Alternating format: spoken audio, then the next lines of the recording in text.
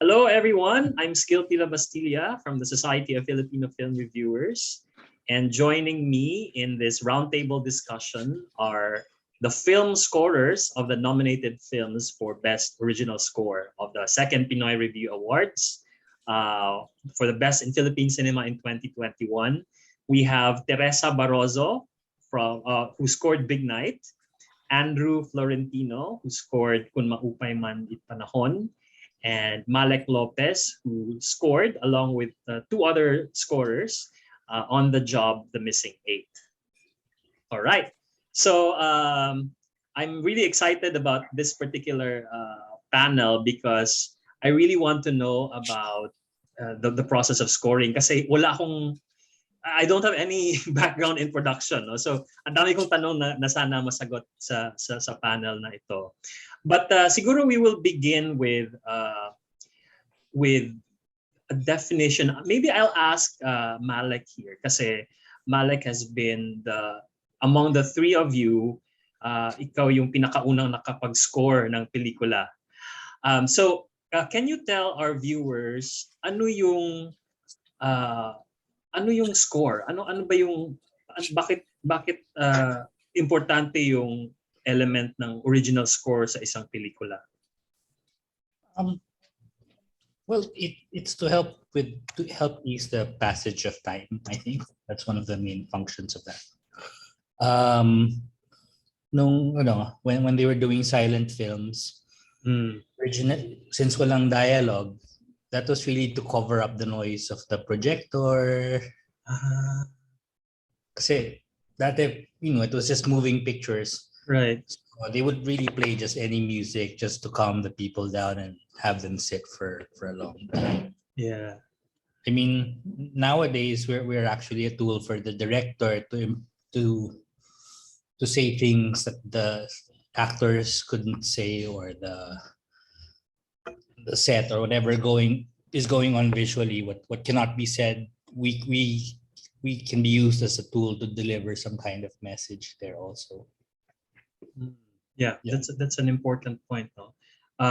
So mahalaga, no? Kasi imagine a film, although meron din namang mga films na walang score, no? At parang effective din siya in the context of that film. But most of the films that we see today has that music, no? Na naririnig natin all throughout the film. Simulan siguro natin itong parang roundtable, of course, aside from that definition, no? Sa pagtanong sa background ninyo sa music, no? Paano nyo na cultivate yung hilig nyo sa music? We'll start with Tere. Okay. Formal ba to? Oh my gosh. Nag-start mag-record. Sorry. Oh gosh, Teacher and me. Okay. Paano nag-start? To be very honest, nung nagsimula ako sa music major, composition major sa UP, and napaka-limited lang ng alam ko na pwede kong trabaho. Okay. And I'm really coming from a personal experience na parang so may nagtanong sa akin before, pagkatapos ng trabaho mo, especially na very specific yung inaaral namin sa composition department, which is contemporary classical music. So and napaka-specific noon, and so anong gagawin mo? So at ang alam ko lang noon is siguro may music yung mga pelikula, 'di ba? Siguro 'yun. So and nagkataon, hindi ko naman siya pinlano. However, dahil siguro sa proximity ng College of Music, ng UP College of Music sa UP Film Institute, which is tatawid ka lang, that time nag-share pa kami ng canteen, yung ganon. So nagkaroon ako ng mga kaibigan from, to be specific, UP cineasts. In fact, karamihan ng mga naging collaborators ko nung estudyante ako, nagde-direct at sa kung saan-saan na ngayon sa industriya. So nakakatuwa. So yun yung background ko. Right. But prior to UP to, di ba? Mahilig ka na talaga sa music, right? yes. Kung aatras pa ako ng konti, ang talagang I feel na nagsimula ako as sa choir, sa liturgical choir pa nga ng high school. So, in fact, masyadong ang malakas yung ano sa akin, parang ang influence sa akin ng, to be specific, Jesuit music. Oh, sa okay. Miriam. So, katabi ng Ateneo. Yeah. So, tumatawid yung mga pare para magmisa. So, hello, bukas palad, you have hangad. Yeah. Yan yung mga, yan yung mga kinakapa ko sa gitara noon. Yung ganun. So, Galing. yun. Yun That's yung really influence interesting. talaga. Thanks for sharing, Tere. We'll go to Andrew next. So I also went to I also studied music in college sa CSB naman. And sa CSB mas may focus on technology, as in meron kaming film scoring class particularly, and I was lucky enough na si Von de Guzman yung naging prof ko. That's one of our projects. So during in the class, he'd give us a snippet of a visual something, tapos kailangan mo i-score. And one of the projects na ginawa ko, parang super nagustuhan niya. And yun yung medyo nag-inspire sa akin na, because I always wanted to be an engineer, like a mixing and mastering engineer. Like yun yung una kong naging like goal, I guess, like coming into college. And then when he mentioned na yun nga, maganda yung naging work ko, it kind of opened up the possibility for me na, maybe this is another thing I could pursue. Plus, after college, I immediately got into GMA as a composer. GMA being, as in, I was making music for the shows. So, score talaga siya. Medyo nahasa ako doon. And then eventually, I wanted to freelance. Yeah. Parang nagka-ceiling yung learning ko, I guess, dun sa medium na yun. And luckily enough, I also met Len there, who also gave me opportunities because she was doing film scoring then at the time. Yun yung naging path ko. Nice. Len, you were talking about Len Calvo, right? Who's also Len Calvo. nominated actually for this year. She wrote the score for Kids on Fire, a short film, but we noticed it because of the quality of the work. And then Malek, ano yung naging background niyo po sa music? Siguro nung high school, mga banda, ganon. But I was playing mga Megadeth or tapos I was playing bass for a while and then I moved to guitar. Because I'm a trained pianist pero parang at that time I couldn't imagine, wala pa yung Dream Theater eh. Yeah. So I couldn't quite imagine how playing keyboards worked with heavier music. Yeah. And then I took guitar sa UST, and then right before I had to take RO, my dad allowed me to study sa Berkeley. So I skipped getting a haircut or doing PE and all that stuff. Sa Berkeley, I took up film scoring. Pero weird time kasi yun. Kasi parang at that time I wanted to know like after I think college, so parang second medyo existential crisis yun, yung time na yun. And I was asking, actually it was the wrong course because I think for the answers I thought I wanted, then I should have taken music therapy. Para ano ba yung susi ng kaluluwa ng tao, etc. Wow. And I thought, film music was parang when you watch something, you feel a certain way, parang binubulungan ka, minsan iiyak ka, natatawa ka. So I thought it was a an interesting way to explore. Yeah, yun ang nararamdaman ko noong time na yun. Galing. Really, so for unique stories, but all of those stories have led you to work in the Philippine film industry, as scorers. Pwede ka bang maging scorer, musical scorer na hindi ka dumaan sa film school or sa formal training? Ganun ba siya? Pwede ba siyang gawin na hindi dumaan sa ganung klaseng training? Malek? Oh, definitely. Yung Neil Young, who took himself out of Spotify, did the music for Dead Man, which is by Jim Jarmusch. Ooh. Tapos yun, parang one take lang ata siya eh. Plays guitar, reacts to what's going on screen. Yeah. And kasi iba yung training, di ba? Halimbawa kung musician ka, hindi na sino pa yung isa yung nagsuscore sa mga films ni Alala ko na to. sorry, yung isang musician. Trent. Trent, di ba? Ganon din. I'm not sure kung nagdumaan siya sa formal training in film scoring, but siguro like Malek, no, along the way parang divert yung interest niya to film scoring.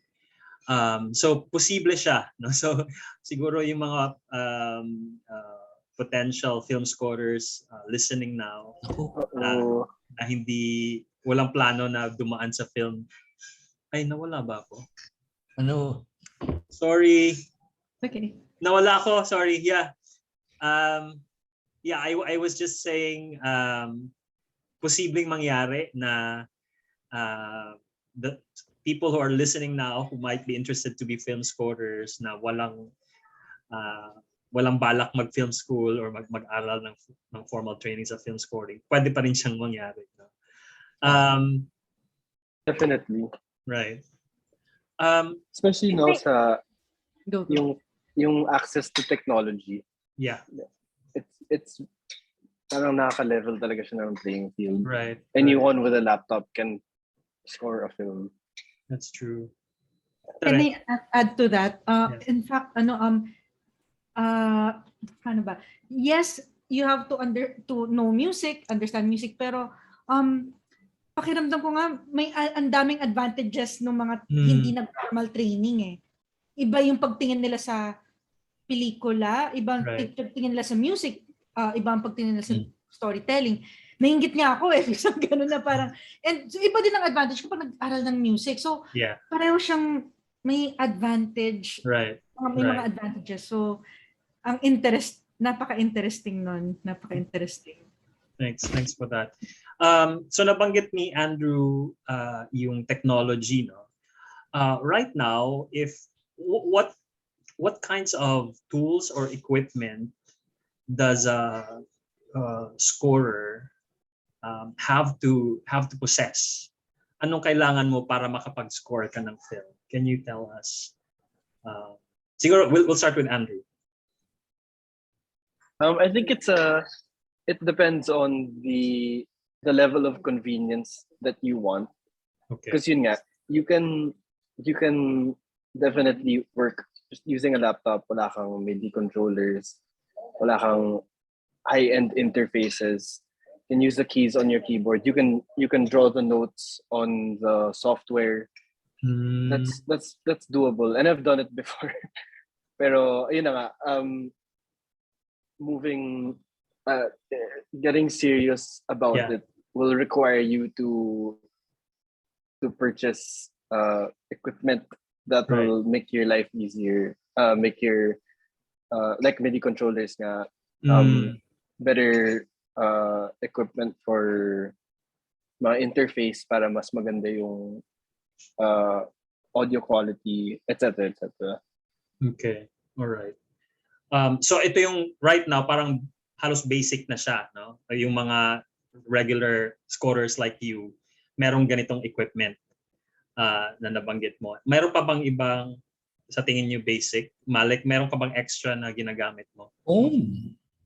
Okay. You can use your phone. Okay. You can record your voice or something. Tapos, yun na yung ano mo. Or some people make music using other people's music. They use loops, kanyan, mga. Okay. So, using YouTube as your library or base, you can create your own original music just using your phone.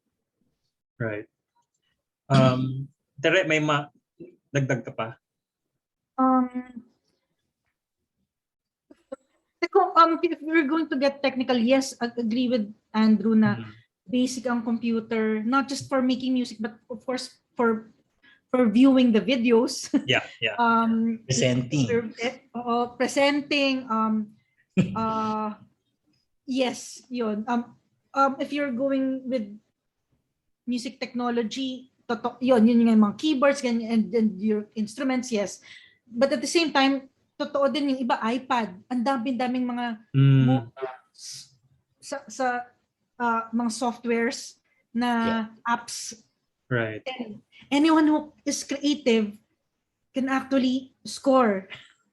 Yeah. In fact, can I just say, feeling ko nga, this is good, dumadami ang scorers sa panahon ngayon. Yung mga gumagawa ng vlogs, yung mga editors na naglalagay ng music, that is scoring. Hindi siguro original nila yon, but there's also scoring in that. Ang nakakatuwa. Yun, so it's really interesting. Abot siya ng napakarami. I'm also curious about your individual work process, no? So ano yung usually I can imagine prior to shooting the film, involved na ba kayo nun? Or pwedeng papasok lang kayo pag tapos na yung shoot? Malek muna kasi kanina pa siya tumatawa. Malek, sige. Issue yan. Ano nga. I mean, in a perfect world, like yung idol ko, yung Yoko Kano, she gets her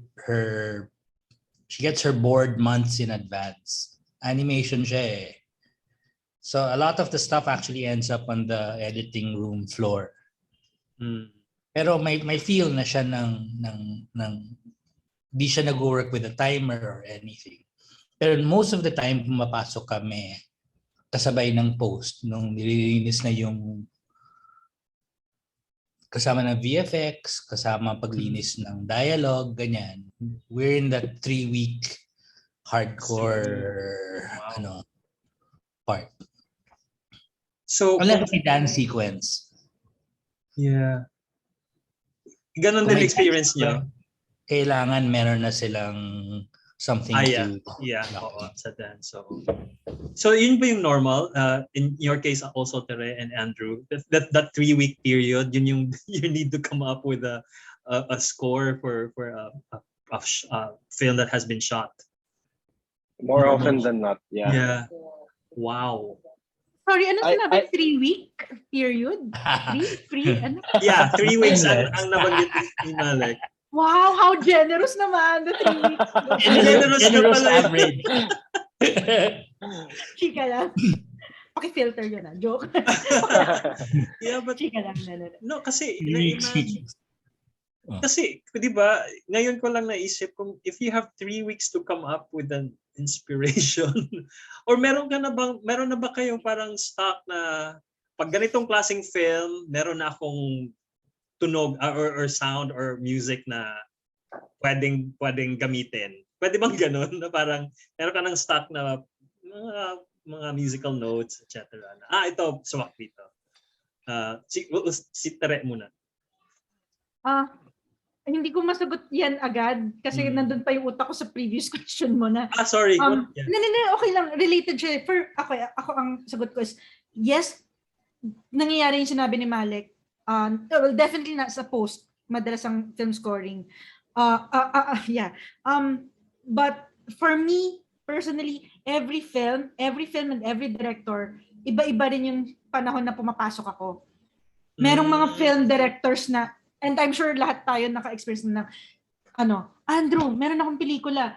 Ito na yung cut. Okay. I mean, kailangan na next week. Ganyan. Tapos na yung cut, is-score na lang. Ganon. Okay. Meron naman na, meron akong pelikula, isushoot ko 2 years from now. Baka pala, i-involve ka na. Okay, kausapin mo ako pag malapit na, diba?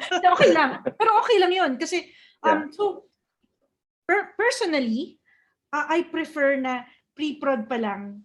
Sa simula pa lang, namimili na yung director ng ang gusto ko si Malek, ang kukunin ko ganyan. Tapos kukunin yung bumubuo na ng team para tapos ini-involve na yung scorer, pre-prod pa lang. Kahit hindi pa kami nagko-compose, ako personally nakiki-meeting ako. Kasi usually nandun yung mga libreng pagkain. Joke lang. Kasi sa post kami na lang. Joke. Di ba, Malek? Di ba? So, sa shoot, maraming pagkain. Anyway. So, pre-prod pa lang. Tapos naririnig mo na kung paano nila pag-usapan yung script, paano nila paplanuhin. And this is, I prefer that, and malaki ang effect niya. Kasi, na itutulog mo yung plans, na itutulog mo, at hindi yung tipong first time mo makikita yung pelikula, dapat gagawa ka na. Yung iba, napakagaling gumawa. Ang galing nila, how I wish may ganun akong talent. Pero iba pa rin yung mga bagay na kailangan mag-simmer, kailangan i-revise, yun. And the script is just a script. Maraming nagbabago pag sinoot na. So, yun, dami ko sagot. Pero iba-iba. No, but that's very important na context. No, na yun nga, in an ideal world, from the very start, involve yung scoring. Ang follow-up ko siguro dun, Tere, in terms of paano ba yung nito, yung professional fees?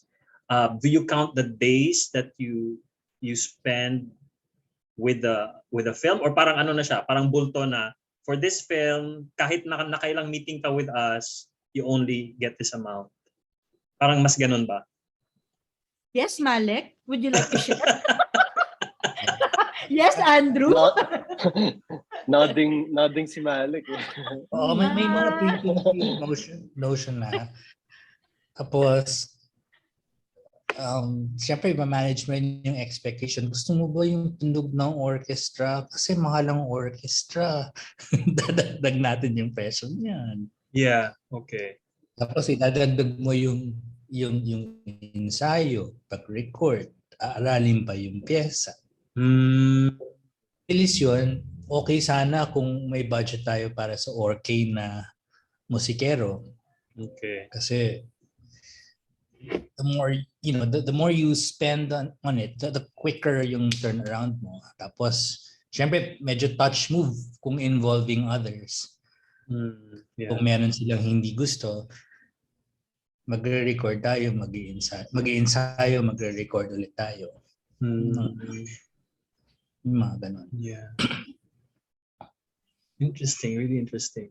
Andrew, do you have 6 weeks na yung... Sorry, Malek. May madagdag ka, Andrew, sa napag-usapan so far?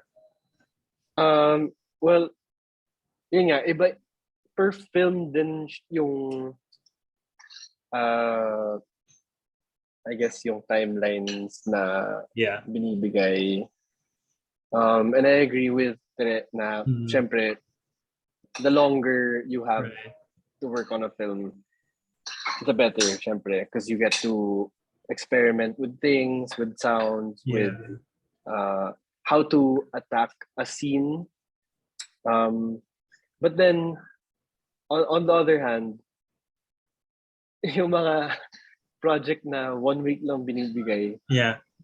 But, well, I guess since I'm the youngest one, or the newest to scoring in the group. You are the newest. I'm the newest to scoring. Parang I take it then as a challenge na, okay, binibigay sa akin 1 week. Kasama na revisions doon. Wow. Parang, it's, I like to I like to try to reach deadlines. I don't know why. I guess it's my own competitiveness with myself. Pero parang dun sa mga projects na ganun,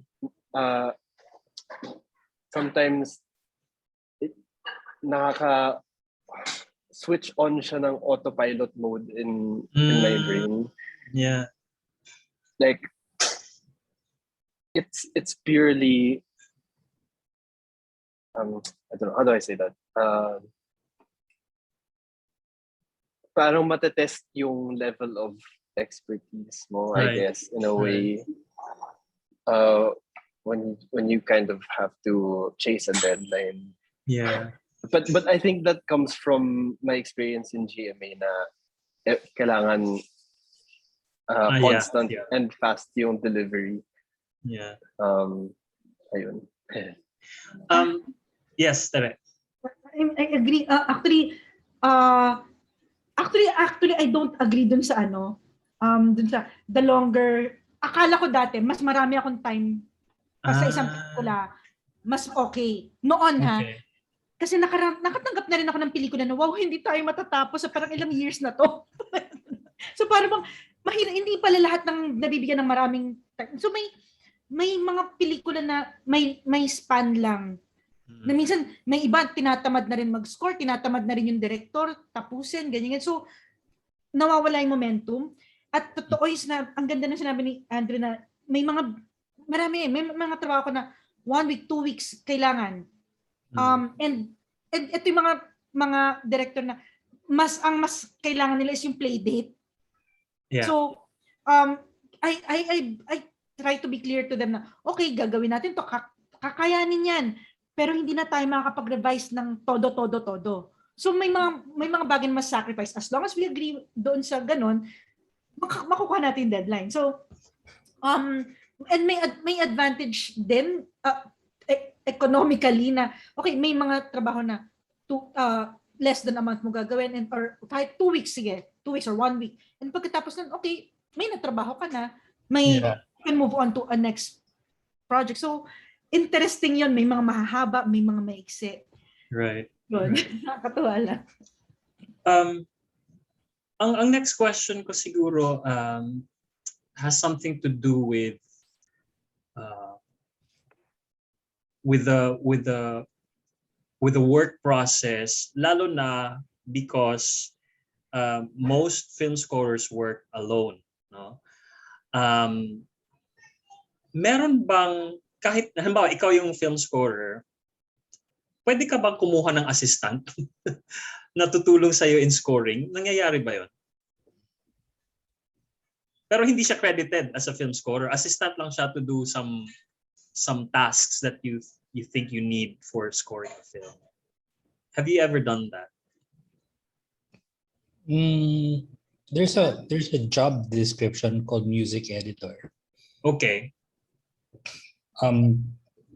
Before the music editor's job was to sit with the composer and the director during the now not happening so much spotting session. Kasi yung spotting session actually, yun yung pinakagintong part mo eh. Yung the time you spend in the editing room with the director and you're both seeing the movie together for the first time.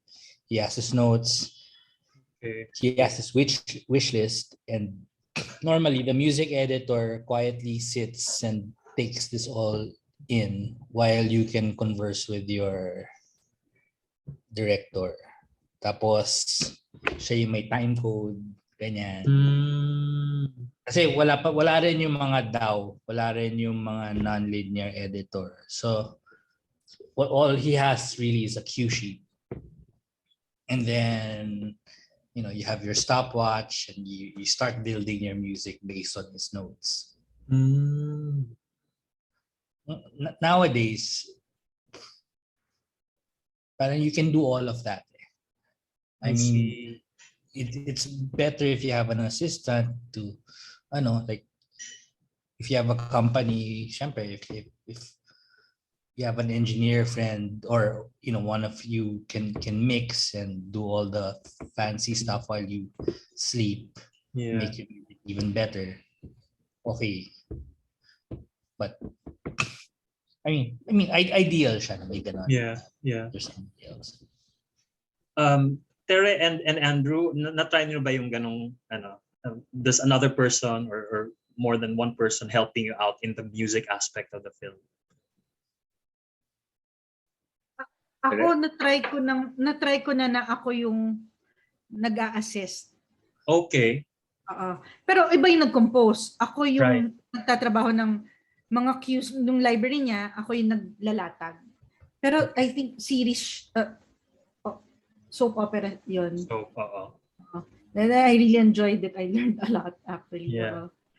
Pero nung ikaw na yung composer, wala nang ganong klaseng tumutulong sa'yo? Wala, hindi lang nagkaroon. I'm not even against it. Yeah. Hindi lang ako nagkaroon ng opportunity. Kung meron man, siguro ang closest is having my own instrumentalist. I see. Okay. Yun. Pero i-record closest but it's not the same, I know. So, right. And then Andrew? Actually, yung dinedescribe ni Tere na yung may library tapos ilalatag mo against the visuals. Okay. Ganun yung style ng TV, apparently. At least in GMA. Kasi ang daming episodes, it would take too long to score to picture kasi. So yun yung parang patakaran nila. I see. Pero as of, with my film work naman, no, I've never had the chance to have an assistant. Right. Parang, ako lang talaga gumagawa. Yeah, but you mentioned earlier that you have worked, for example, with Len. You scored the film. Nangyari ba yun? Na kayong dalawa yung scorers? Yeah, pero both credited. We weren't, I wasn't her assistant or parang, we were co-scorers. Co-scorers. But you were not collaborating on the score. You were like working separately. Yeah, so we watched the movie, the film together. We'd decide kung aling scenes yung mas mag-work for our skill set. Or, I'm a guitar player kasi talaga. And she's classically trained sa piano. So, if there's a scene na mas guitar yung foundation niya, ako yung titira, or kung mas style ko, yun yung iti-take kong scene. Pero in terms of working together on a film, we had to always make sure that it had to sound like one body of work. Yeah, cohesive siya.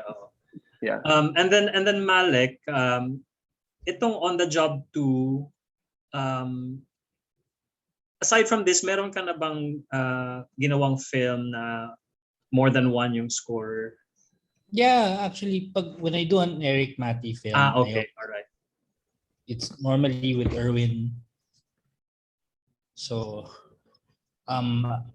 we split jobs, and a lot of times with Erwin, he's the one who sits with Eric, because they're close friends, and even in the editing room, they have their thing where they talk about the film in broad. When it gets to me, parang more or less, okay, nakaspot na. So talagang I start writing na talaga. I see. Very. And then siguro kasi si Arvin Nogueras is the third scorer on the job. Yeah. Ganon din ba siya? Parang meron siyang specific assignment for specific scenes, or? For OTJ, it was like that. Para ba certain scenes really lent itself to the Arvin style of making music, and then the others was more me and Erwin. See, Erwin is also the music. I think he was also doing some music supervision stuff for Eric. So let's say may mga songs have to be sourced. They talk about that extensively. Okay. Because that takes like some of the music work then if they put like a song. Right. Siguro the next set of questions would delve more on the individual films, no, that were nominated. So Malek, you started telling the story about working on the job too. Yeah. You were not involved in the first movie, right? No. Wala. Oh. Can you tell us ano yung naging plan for part 2? Dapat ba ano din parang katunog din niya yung part 1 or was it like conscious? Hindi. Parang yung sa part 2 hindi na siya or ganun ka-urban. So they wanted to get away from the library music feel. Okay. And I think that they had a bigger licensing budget this time around. So the director could really have fun with the songs he likes. A lot of times parang the job was to, I think what I ended up doing was scoring characters more. So what was going on with their, what they were feeling on certain scenes. Right. Like the main character, si Sisoy, had but I gave him like 3 different themes. Meron siyang parang guitar, kasi he was the one who experienced the law. He was a survivor. He was the one who experienced his friend's loss. But there was also I had the most fun turning that into the newsroom stuff and making it more electronic and my comfort zone thing. So that was fun. You started working with Eric Mati. Was it Rigodon, your first film with him? 2012? Tingin ko may series kami na that didn't quite happen. Yung Runin. Oh. Medyo that was supposed to be our first pero I think after that it was just mostly feature films. Okay. I think I worked in Rigodon and then yung monster film niya with Kubot. Yeah. So parang suki ka na ni Eric, no, since at saka ni Erwin. Kay Erwin. For Tere, paano mo nga nakilala si Chunlana? Our first film po was Kalel 15. I see. Hindi ko rin alam kung paano, basta I think nag-a-assist sa kanya isang taga-Makiling. Okay. Ayun. So, and nakakatawa kasi taga-theater pa yung nag-recommend sa akin para sa film. So, interesting. So, yun. So, pumunta lang ako sa yun naman yung dumating ako, na-edit na yung film. Okay. Buo na siya. Right. For Kalel. And then, after Kalel, Big Night na ba agad? Yes. Okay. Big Night. Malayo siya. Yeah. And then in terms of themes, medyo malayo din, di ba? Kasi very dark yung Kalel and then itong Big Night as may pagka-humorous. Yes. Anong naging approach mo in scoring Big Night? Approach. Hindi ang hirap sagutin ng approach. Wala akong approach. Okay. Talagang sinusundan ko lang yung narrative. That's one. Pero ganito may mga bagay na pag pinanood mo, may narrative siya, may hinihingi sa'yo, pero hindi pa rin yun yung gusto ng director pala. So pwedeng ganun ito yung nakikita sa picture pero may ibang layer pang gustong mangyari yung director. So you have to, of course, support that idea. So basically may pakiramdam ako na wala namang nanggagaling sa akin na original. Lahat ng ideas kinukuha ko lang sa teammates ko, which is the editing, the actors, the hindi pa naman graded, no, the director, the production design, everything. Galing. Sila yung nagbibigay sa akin ng idea, of course under the direction of direct. Yun. Yeah. So Okay. And then Andrew, I think I actually saw the first film in your IMDb list, no? Itong Kapitbahay Ko sa 2014. Was that your first ever work in film? Yeah. I was kakatapos ko na ata mag-college. It was my first year in GMA. Tapos I had a friend from CSB, si Anya Zulueta, who wanted to. I think she submitted it to a couple of festivals abroad and here. Yeah. And I forgot how we talked about how like why she would get me. I think we had common friends din kasi, so Okay. na-recommend ata ako. So yun, that was my first like real Right. foray into film scoring Right. professionally. Yeah. And then you worked a bit for some episodes in a TV series called Alamat. And then I think there was a lull for a year, and then the next year in 2018 you had like 6 films that you scored. Anong kwento nun sa buhay mo? Bakit biglang dumami agad yung project? I guess yun yung pinaka proficient year nung housemate ko si Len. Like it was a very productive time. Parang she'd ask for help for some scenes or parang because of her kumbaga nabigyan niya ako ng network in a way. Yeah. Tapos there would be some films na she would say na, hindi si Andrew kaya niya na to, kaya niya na mag solo itong film na to, so I do it. Yun, that's my answer. And then how did you meet Carlo Manatat? I worked on a film with Eduardo Roy Jr. Siya yung editor kasi ni Direk Edo.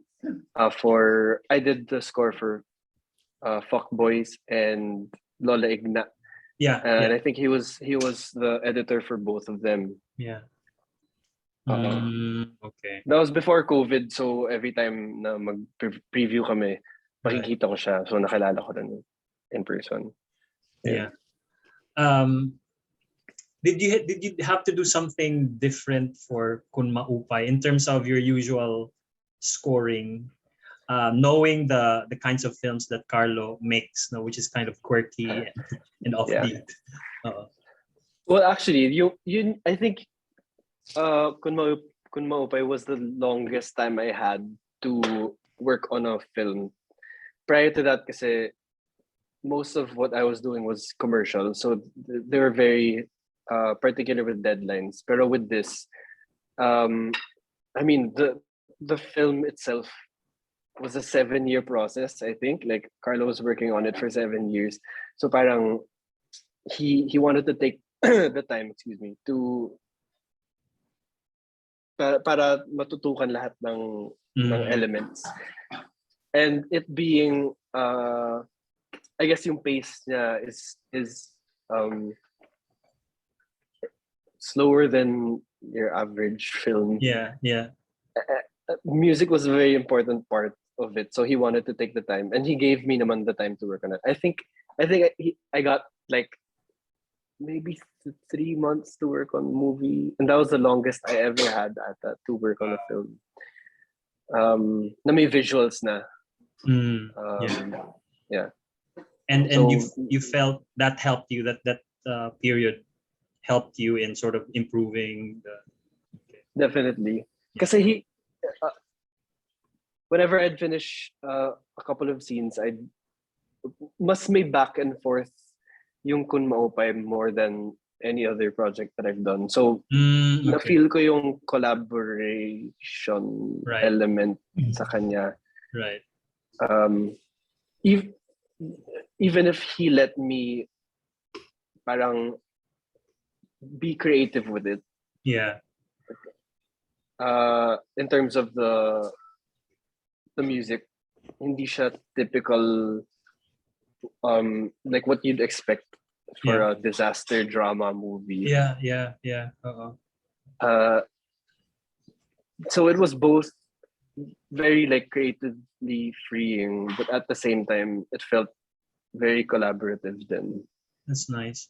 Actually, Benjo Ferrer, who was part of our discussion, the RTD with editors, also mentioned that. No, sabi niya nakatulong din yung mahabang panahon na parang I think there was a time na hindi niya muna ginalaw yung film and then binalikan. So parang yun nga, nakatulong sa tingin kung ano yung mga hindi nag-work this time. Yeah. Malek, I know you worked with Rico Elarde, no, in the first few years of your career. Yeah. Paano mo nakilala si Rico? I forget actually. I think si Zach ng yung role lead ng Imago ba 'yon? Oh. I think Masero? siya yung Masero. Yeah. Okay, him. Alright. He was contacted for sound design and I think si Zach heard na I took up film music ganyan. So yun, that was it. Actually, dun din ako first nagka-gout. What happened? may dumating pa na nagmasahe pero not a good idea to have your gout massaged. Yeah, that's funny. So in your ano ba yung in the films that you've worked, importante ba sa'yo na ka-bonding mo yung director? Oh, I mean, I think with Rico, I like that we kind of like the same films, and then he'd come to I think he did go to the studio where I worked a lot. Tapos siya yung mag-approve muna, at least with the first film.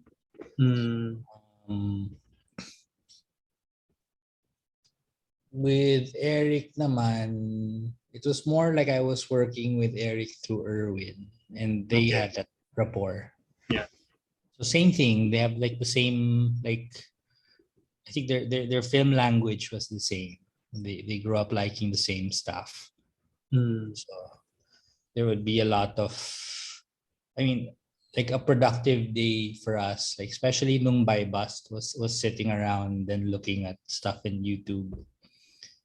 Like one of the interesting things we did was, I think, and I don't remember which Bruce Lee film it was with Chuck Norris.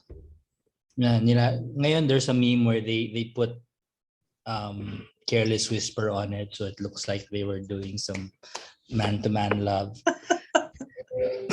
But one of the interesting things that we learned watching that was walang music dun sa actual impacts ng fighting.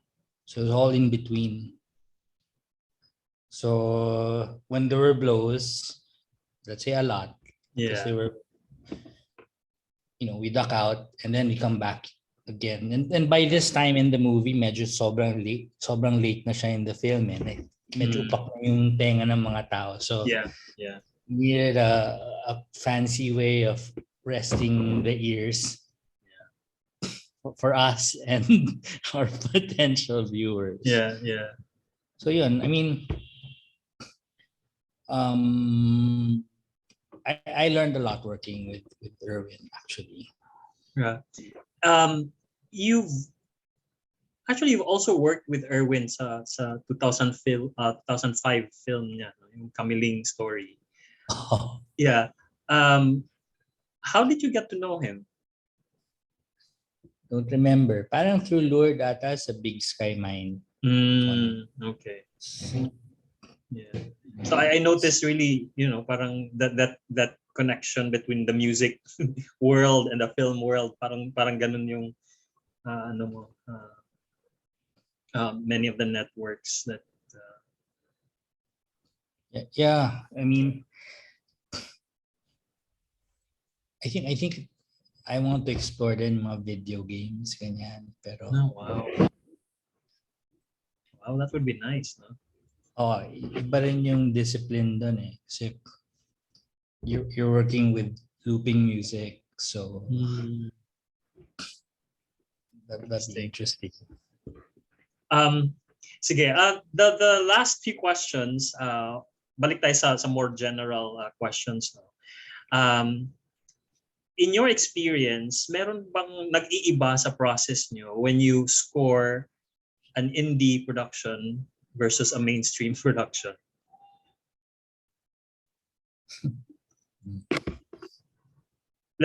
I'll go to Tere first. Yes. I know laging sinasabi na pareho lang naman yan lahat yan pelikula pantay-pantay. Yes, totoo. But iba sa experience ko po, iba yung intention minsan kapag especially nung may mga big studios and indie, yung kitang-kita mo talaga yung difference. Yes. Kasi ngayon, hindi ko na alam kung ano yung indie at right. indie, and I don't care actually. Deadline mas mahalaga noon sa mainstream yung playdate natin. And it's not bad. It's yun lang talaga yung Tapos so in terms of scoring, you know what? I've learned something. May napasok sa utak ko, may natanim sa utak ko noon na kailangan kumita yung pelikula. Yeah. May ganung pag may experience ako sa isang pelikula na kailangan ganun yung hindi lahat pero may etong may dahilan kung bakit ako, sabi pa nga, gusto namin nakakilig yung tipong naiihi talaga yung mga manonood. As in yung tipong, paano yung scoring? Anong tunog ng music na nakakaihi? Sorry, I mean, I have to say it. I mean, di ba, parang, paano kaya? Sige po, ito, noted po, sige po, ganyan. Yun. So, bakit? Tapos, and kaya ako nakafascinate sa sound and music na yung choice ko ay pwedeng, so yung choice ko na pipiliin ko na music, kung maging matinis to, may kikiligin. Kapag may kinilig, ikakalat niya na manood, nakakilig si ganyan, natin ni Idol. At magta-translate siya sa viewers and money, and it's not bad. It's a business. So may ganon. Yeah. And so may yun. And meron pa na meron akong gagawin na na music na dahil nga big artista, studio artista na ang comment sa akin parang ang ganda ng music mo dito, pinamacho mo si ganitong actor. So totoo lang, walang special sa music ko. Pero sabi ko, bakit talaga po? Yay, that's good. Tapos na-connect ko kasi kailangan pamachohin yung actor kasi may chika na gay daw siya. May ganun mga kailangan isipin na. And dahil at kapag gay siya, hindi kikiligin yung mga babae sa kanya. So baka maging flop yung love team nila. Kasi dahil lang sa choice ko na drums and bass lang naman ang ginamit ko na very typical, parang ang loop pa. Alam mo yun? May meaning siya sa iba. Yeah. Ako mismo alam mo yun, parang ako yung natututo. Okay. So, hindi ko yata nasagot yung tanong. No. Really informative. Informative answer. And iba din ang intention ng ayoko sabihin iba yung intention ng independent kasi may mga independent din na gusto din kumita and hindi siya masama. Ang intention is we want to impress the jury. Merong ganon and ako ano ba gusto ng jury? Malay ko. Hindi. As in, ang tingin ko is, bahala na kayo dyan. Yeah. I'd just be faithful to the narrative.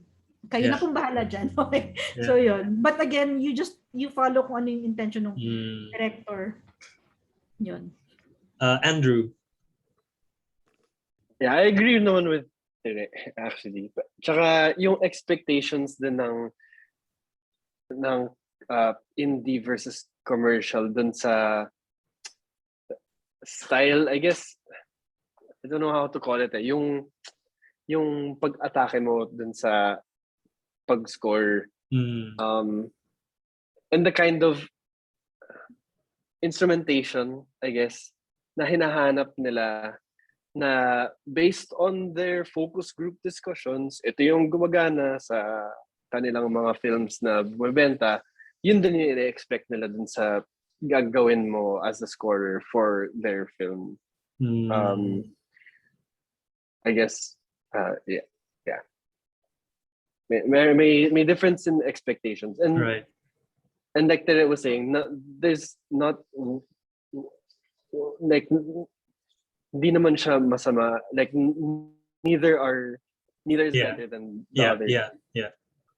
I'm curious though how you approached itong Kun Maupay, no? Kasi for one, it's kind of an independent film, pero in terms of marketing, parang, di ba, parang medyo malaki. But it's very experimental kung papakinggan mo yung music niya. No? Ibig ba sabihin parang you didn't not parang mas sinunod mo yung vision ng film rather than thinking about baka ma-alienate itong mga Charo Santos fans or Daniel Padilla fans. Daniel Padilla. Yeah. Well, there was a layer of si Carla yung naging layer against that sort of expectation, I guess. Kasi he pushed for what he thought was best for the film as opposed to what everyone else was expecting of it. Yeah. Ganun yung naging situation namin dun, which luckily enough worked din naman, given the kung sino nag-produce, kung sino yung mga backers niya. They were very open to it. Yeah. And then Malek, thanks Andrew. Malek, halimbawa itong ginawa mo sa Never Tear Us Apart or even Midnight in a Perfect World, conscious ka ba na dahil medyo may pagka-art house itong mga films na to, that you're freer to experiment in your music than when you work with Eric Mati, for example, na alam naman natin na merong expected audience? Oh, I mean, parang there's a bit more quote. I can do stuff that I'm more have more fun with. With Eric, he has a very set way of working and how music sits in his films. So, but to me okay yun eh kasi parang I think it's more I feel like I'm a artisan ganyan yung basta may spec. So and with Eric, he's the only client, so or him and Erwin, so parang if they're happy then they've got my back as far as carrying the entire film to the audience. And I mean, I fully trust in the directors, and na-experience ko rin yan with other directors na kahit nilalaban na ng Mangcom yung nilagay ko doon, yung director yung I want that there. So you have to, diba? You have to secure. You have to give them what they think the film needs. Kasi they'll be the ones to fight for you. Yeah. The difference between that and 3 more nights of not sleeping. Yeah. So. Yes, go ahead. Just remembering what Teresa said, when I worked with Cesar Hernando for Gayuma, one of the interesting things there was the problem, not a problem, but there were a lot of sex scenes. So one thing that Erwin and I decided on, parang, it'd be nice if we didn't do saxophones and the usual stuff. The actress is already putting herself out there. So if we could just give a little bit more dignity to the so-called sexy scenes, I mean, we'd be patting ourselves in the back. It's something that the director doesn't ask for, but it's something we can put there. And okay naman yung mga, the response we got from it, nobody's asked us to change anything. It seems to help naman the scene. Galing. Ngayon ko lang or mas na appreciate ko ngayon yung the kinds of decisions made behind the scenes in terms of what kind of music or sound, pitch or tone inalalagay sa kada scene, which is really interesting. My next round, last two questions siguro, who are your favorite film scorers working today? Maybe foreign or local. I'll go to Andrew first. Sorry, nag-drop out yung internet. Sorry. What was that? Favorite film scorers working today? That's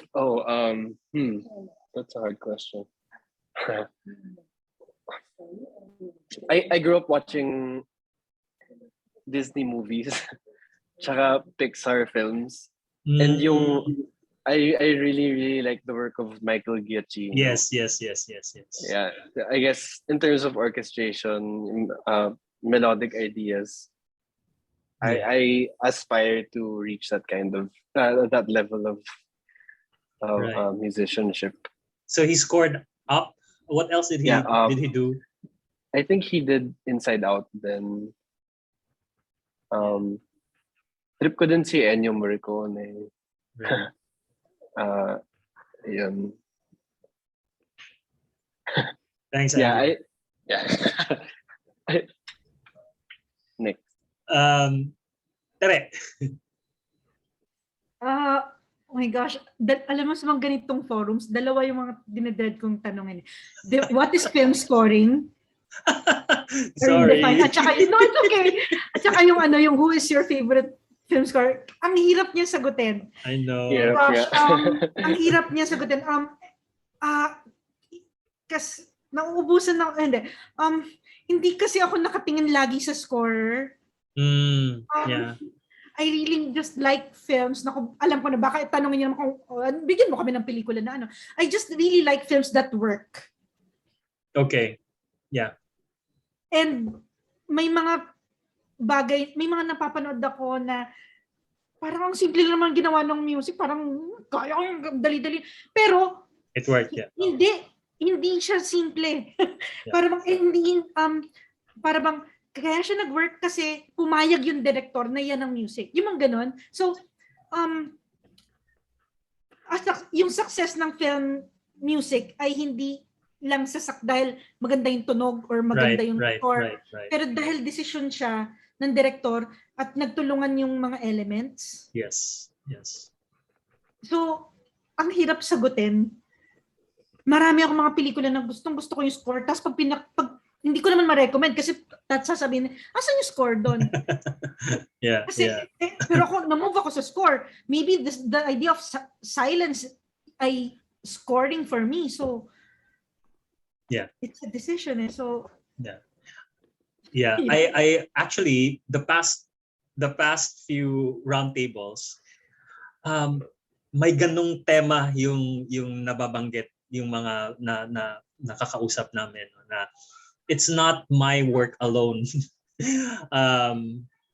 It's the whole film, no? So kahit performance, no? Parang dati daw iniisip nila dapat magaling ka, you stand out, but if you did one short scene of a film that contributed to the film working that well, you did your job. So parang ganun yung nakikita ko sa sagot ni Tere. But let me just complete the round, no? Just for the sake of this question. Mga paborito mong scorers sa Malek? Siguro yung Yoko Kanno talaga sa akin. She did yung Cowboy Bebop. The first thing I've seen of her na recognized na I actually looked her up was yung Macross Plus. It's about robots and singer and tapos yung Ennio Morricone, okay, yun as in one of my favorite albums was a John Zorn parang Ennio Morricone tribute na wasak, pero fun siya, especially with the aid of recreational substances. All right. Yes, go ahead, Tere. Can I say this? May dalawang bagay ako sasabihin, sorry.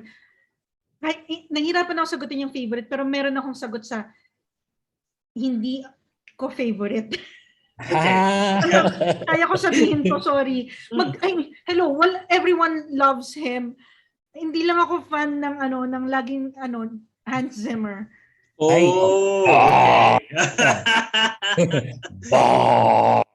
Okay naman. Wow, ako talaga nagsabi, hindi. Siyempre, Hans Zimmer siya. Okay, pero right. parang okay. Yun lang. And ito, yung pangalawang sasabihin ko, I really love Never Tear Us Apart, score nyo, Malek, and Midnight. Sinabi ko na to sa inyo pati kay John, kay Erwin, nakukulitan na sila sa Midnight ni Bobo. Yun. Yeah. Gusto ko na sabihin, pumapan. Yun lang. Yeah. But interesting, no? Siguro just to follow up to the Zimmer comment. Is it because it's kind of obvious? Yung parang obvious yung kind of work that he does na parang, or is it overscoring? Anong particular beef mo about that kind of scoring? Okay, hindi to personal kay Mr. No, of course, yeah. Wow. Baka i-message ako. Wow. Hindi, hindi, siguro yung idea, it's not even him. It's the concept ng mga tao na a good score should sound like Hans Zimmer. I see. Okay. Yeah. Or the idea of it's parang I feel so colonized. Yeah. So and even the idea na Hollywood is always better. You should sound like this. You should world class should sound like this. In any same as parang kapag sa theater, Broadway should you should look like Broadway, sound like Broadway. Yeah. So parang it works in America and in many places, but it's the thinking of people siguro na yon. Yeah. I get it. Sorry. Yeah. Yung ganyang Michael Kamen Michael who again? Kamen. Michael Kamen. Yes. Yeah. Yung Robin Hood, di ba? Right. Na lahat kailangan may theme song na medyo may theme borrowed from the film. Nakapasok dun sa yeah. Yeah. Yung idea din ng mga tao na a good score should always be parang nare-recall. Yeah. That is possible, but that's a choice. Pwedeng gawin yun, pwede ring, ang dami ko rin mga pelikula na, wow, ang galing, wala akong maalala sa score, pero alam ko na work yung score. Yeah. Hindi ko ma-hum, pero wow. So, ang interesting ng mga iba-ibang styles. Yeah. That's really instructive, no? Even for us, no, the society. Kasi nga, there might still be a tendency for reviewers na to sort of isolate certain elements of film just because they're distinct or they're nakakatawag pansin. Same comment yung sa editing, for example, na what how do you judge a good editing? Is it most editing? Like ang daming pinutol, yung best editing na ba yun? Versus seamless na halos wala kang mapansin. 'Di ba? But yeah, it still applies to music as well. Na parang yun nga, kahit isang tunog in one scene, but it really worked and no other score in the rest of the film. 'Di ba? Where the sound and music is placed Yes. sa frame or sa Yeah. ang laking difference. Right. Fascinate lang ako. Yeah. Interesting. Yung mga Yeah. Final question. daldal ko kasi, sorry. No. Last film you saw that blew you away? In terms of music or No. In terms of just the film. Not music. Na parang wow, ang ganda ng pelikulang ito.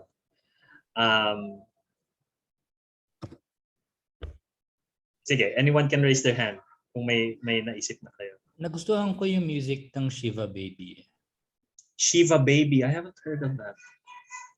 Bago ba to? Yes, wait. Shiva Baby. 2020. I haven't seen this. Okay yung music niya. Parang horror, pero there's nothing horror about that movie. Wow. How do you consciously look out for these small films or not? No. Parang yan tinimbre sa akin. Parang dude. Ayan. Okay. Shiva Baby. Interesting. But is the film itself okay then? Masaya yung movie actually.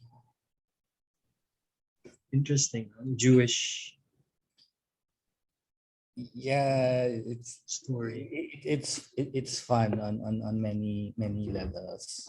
Right. It happens in one house. It's a very particular occasion. I'm not Jewish either. I'm not familiar with the customs, but the situations in that film is just especially if you're into cringe comedy and stuff that makes you shift in your seat. Yeah, I kind of understand knowing the kind of humor that you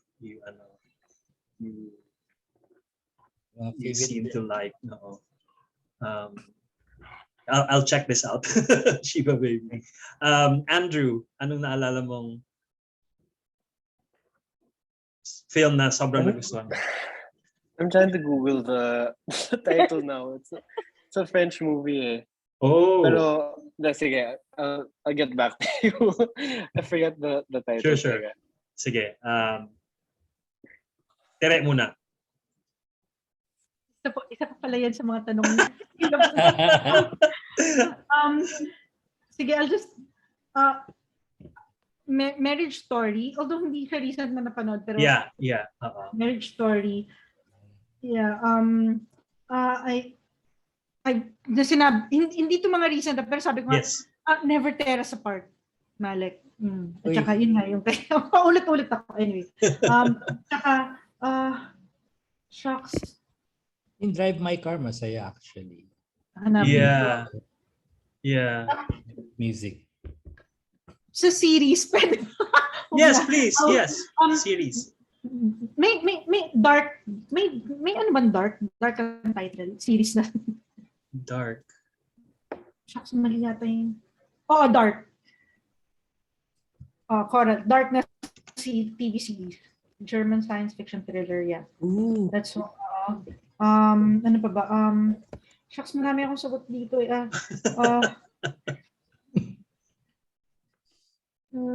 What's this about? Itong dark series to, sobrang mindfuck. Netflix. German. Netflix. And I really love the choral music here. Ooh. Yes. Voices, karamihan, and sorry, and then nag-work. Yeah. Hindi lang yung music pala. Ano pa ba? Right. Feeling ko may sagot ako mamaya. Yeah, that's fine. Yeah, tinitinan ko rin yung mga sagot niyo. Dark. Guys, films, shucks, Yorgos, tama ba? Yorgos Lanthimos. Hindi ko pa kasi matapos yung buong pangalan. Yorgos lang naalala. Yes, mga films niya fan ako.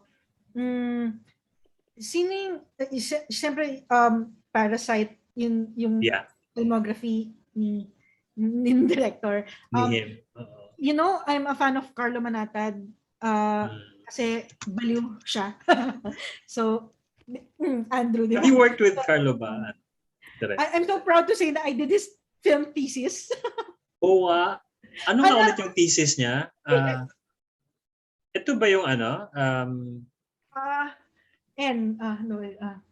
H, Hongkag. Oh. I'm so proud to say na ginawa ko thesis ni Carlo Manatad, Chris Gasman, Take Lamore, shucks, Oh, yun wow. sa cineasts karamihan. I see. Marami pa. Yun, so, Galing. mga estudyante pa kami nun. Yun, so, yun. Yun. Right. Thanks, Tere. Bali-baliw talaga si Carlo, so, yeah. Negative yun. Andrew, ano mo na, nahanap mo na? Hindi Di talaga. Hindi ko mahanap. Pero, what have I been watching lately? I saw The Worst Person in the World. Oh, Ano siya? okay. I think it's Norwegian ba or Icelandic? Yes, Norwegian. I think, yeah. Yun, na-enjoy ko siya. But my latest series binge has been The Office. Pero yun, walang music talaga yun. Zero music. Right. What else? And off the top of my head, I can't think of anything. That's fine. Ayun. Yeah. Well, yeah. Last, I kind of yes. Go Tere. sorry, may nala, Citizen Jake. Gusto ko. Oh, interesting. Is there a particular reason for liking the film or? It worked for me. It really worked for me. Siyempre, ang daming mga nagsabi na kung ano-ano. Right. Hindi kasi ako nakikinig sa sinasabi. Kung gusto ko. Pag ayoko, okay lang. Ayun, so, it worked for me maybe because I like the experience. I mean, I'm also coming from theater and I like the theatricality. And then, I found Atom really good. When he nag-work talaga. Kung ano man yung sinasabi sigurong kahinaan niya, yun pa yung strength for me. That's and the score nag-work. Yun lang yung sabi ko. As in, Sir Nonong. To be ito yung mga tipo na yung score na yon, iisipin mo na it feels different from a different time, parang ganon. Tapos pero modern yung pelikula. So parang kung magka-separate, parang isipin mo, parang hindi naman parang hindi nothing, parang nothing special, parang ganon. Pero pag nilagay mo yung score na to dito, as in classic gumawa para pakiramdam mo gumawa ng classic sa panahon ngayon, parang gano'n. So I think orchestral din yung instrument, so yeah. Right. Hindi na masyadong ginagawa. Yeah. Interesting choices. And the story. Yeah. And the films that all of you mentioned parang shows the eclecticism of the guests, no? From really obscure films coming out from everywhere. That's the time for us has come to an end. I really had fun talking to you guys, Tere, Andrew, and Malek. Again, we would like to congratulate you for your nomination. And we wish you all the best in your work, in your future projects. Ingat po tayong lahat. Thank you so much. Thank you. Thank you so much. Bye-bye. Thanks for bringing us together. Then Yes, nice to it's a meet you, pleasure. Tere and Malek. Thank you.